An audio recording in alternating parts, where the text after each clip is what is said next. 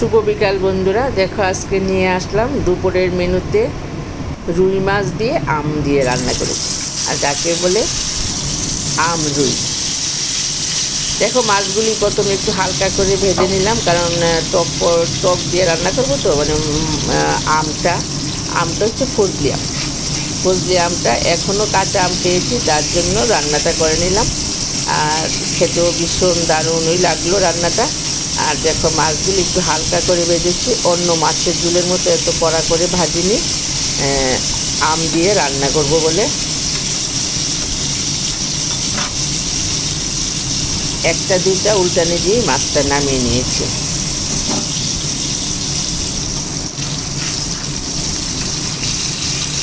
মোটামুটি ভাজাটা হয়ে আসছে, হালকা করে ভেজে নিলাম।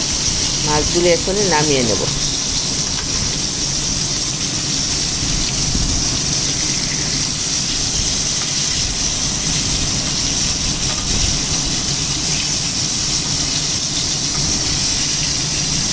এটা মানে আমি যে রান্না করছি তাওয়াটা অনেক দিনের পুরানো তাওয়া, এটা নন স্টিক না, এমনিতেই একটা তাওয়া। আর এটার মধ্যে রান্না করতে ভীষণ ভালোই লাগে। বড় মাছের পিস টিস হলে বেগুন ভাজা, আলু ভাজা এইগুলি করতেও ভীষণ ভালো হয়। তাই আজকে মাছটা এই তাওয়াটার মধ্যে আমি রান্না করে নিলাম। দেখো আমটা কাটার পরে ফজলি আমটা এরকম হয়েছে ভিতরের কালারটা। তারপরে কি ঠিক মাছের পিসগুলির সঙ্গে আমের পিসগুলিও কেটে নিলাম লম্বা লম্বা করে।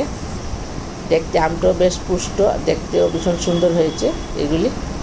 এখন আমি মাছের সঙ্গে দিয়ে দিলাম, ফোড়নে আছে শুকনা লঙ্কা, আর আছে মেথি, আর একটু জিরে, একটু মৌরি, হালকা করে এইসব দিলাম মাছের সঙ্গে। পাতলা হবে ঝোলটা। মশলাটা একটু ভাজা ভাজা হয়ে গেছে, এখন দিয়ে দেব, এখানে আছে পেঁয়াজ আর কাঁচা লঙ্কা বাটা। পেঁয়াজ আর কাঁচা লঙ্কাটা একটু ভালো করে কষিয়ে নেব।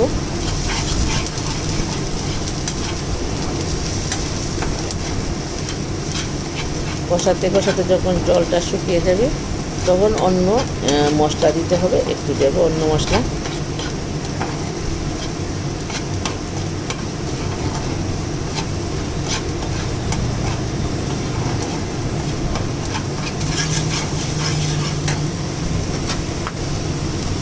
এখন একটু কালারের জন্য লাল লঙ্কা দিয়েছি।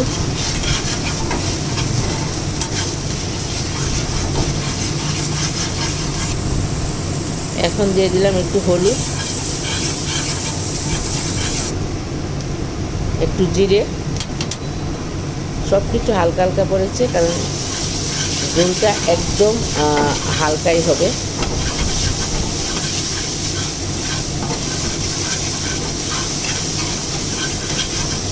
এখন দিয়ে দেব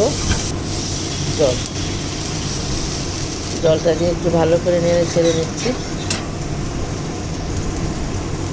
স্বাদ মতো নুন দিয়ে দিলাম।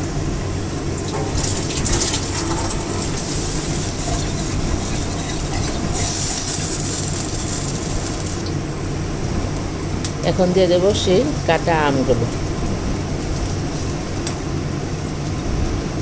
রান্নাটা খুবই সহজ, পাতলা হালকা পাতলার মধ্যে, কিন্তু খেতে ভীষণই স্বাদ, কিন্তু ভীষণ স্বাদ।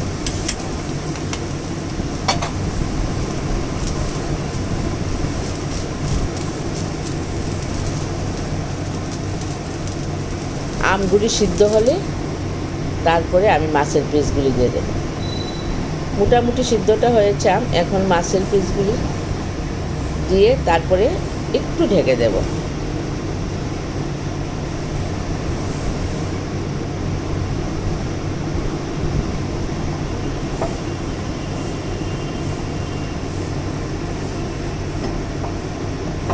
রান্নাটা করতে ভীষণ সুবিধা এটার মধ্যে, মাঝে মাঝে করি, একটু ঢেকে দিলাম।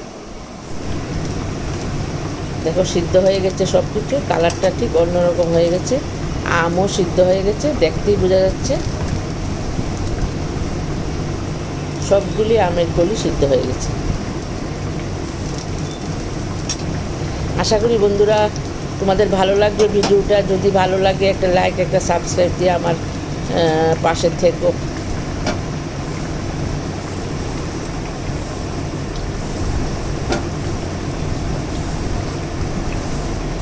রান্নাটাও প্রায় হয়ে আসছে।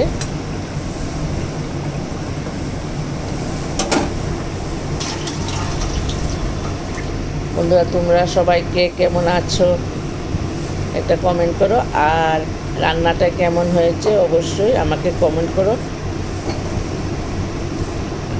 আবারও বলছি, একটা লাইক, একটা সাবস্ক্রাইব দিও। ধন্যবাদ তোমাদের সবাইকে। আবার দেখা হবে নেক্সট ভিডিওতে।